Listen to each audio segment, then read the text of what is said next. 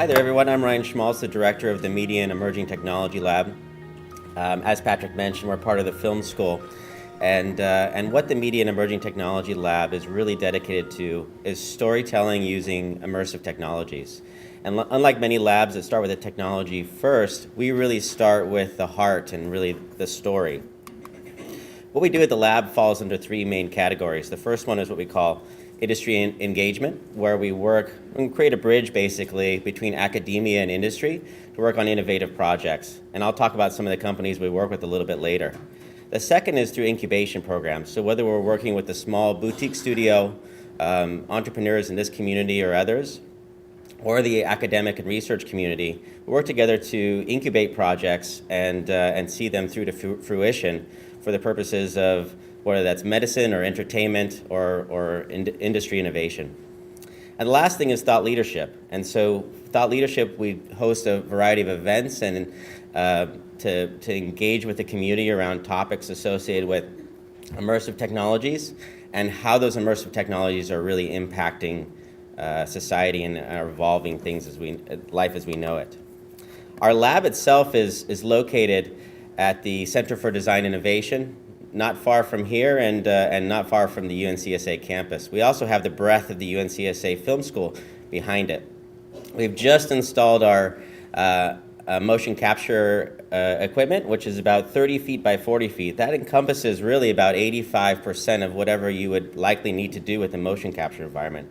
And for those who don't know what motion capture is, think about when you see films like Lord of the Rings or Shrek, where actors are putting on suits and those suits have individual markers on them, so we're capturing the motion data associated with the human's movement.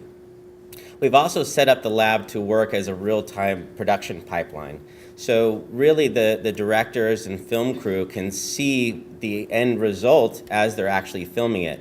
Prior to this, what would happen is you'd do a full day of shooting, and then you'd sit down in the editing room and you'd see, oh, we did that wrong, or oh, we need to go back and retake that one particular shot. But now with the real-time production environment, we can look at that real-time, capture that shot right there on the fly. Some of the other things we're working on is content creation for 360 video and volumetric capture. And the way the lab really effectively works is by leveraging a whole ecosystem of the community. As a film school, our focus is on really the content. But as you can tell when it comes, and as John mentioned before, there's a lot of engineering and technology that comes along with creating content for an immersive environment. So what we need to do is partner with other members of the community, whether that's the North Carolina University ecosystem, where we partner with Wake Forest, with UNC Chapel Hill, UNC Charlotte, all of the 17 universities in the system, as well as several privates, as well as the local communities of boutique agencies and consulting firms working in this space. That also includes the investor community as well. So as we sort of draw projects into the lab, we can work across the community to help those projects come to fruition.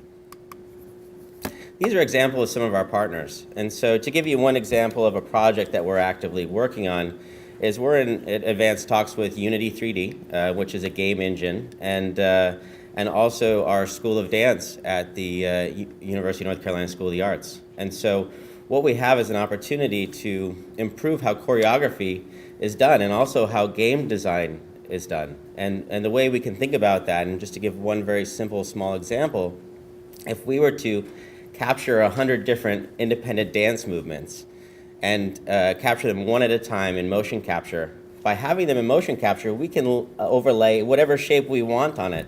Whether it's a dancer like you'd find in Beauty and the Beast, or the Beast itself like you'd find in Beauty and the Beast. And when we have these independent dance movements, we can use the technology like artificial intelligence to effectively take one movement and transition it to another using traditional human physiology and physics of how one movement rolls into another. So basically, if your hand's up here and you want to transition it over here, we can make that a seamless and slow or a seamless and fast motion, and we can replicate that over hundreds of times to create an entire dance ensemble. So that has tremendous knock-on effects both in the game development world and also in terms of visualizing someone's performance and what they're trying to create. When I talked earlier about thought leadership, I also wanted to talk about, well, I'm at 5 minutes already. Wow. Okay, I'll wrap it up. So I have a tendency to carry on sometimes. Last week we held our Future of Reality Summit. It's a first of its kind for Winston-Salem, in many ways, North Carolina, and it was a 2-day event really just focused on immersive technologies. And the first day was really dedicated to an immersive arcade where people got hands-on with John's technology among 7 other exhibitors. And then we had a full day of speakers come and talk about what they're working on across the industry, from medicine to manufacturing to entertainment. We had the futurists of Paramount Pictures here, Unity, and countless others, many of which it was their first time to North Carolina. And that was a hugely successful event, and we look forward to doing it again next year and hope that many of you can join us. I'll be in the back to answer any questions you may have, and thank you for your time.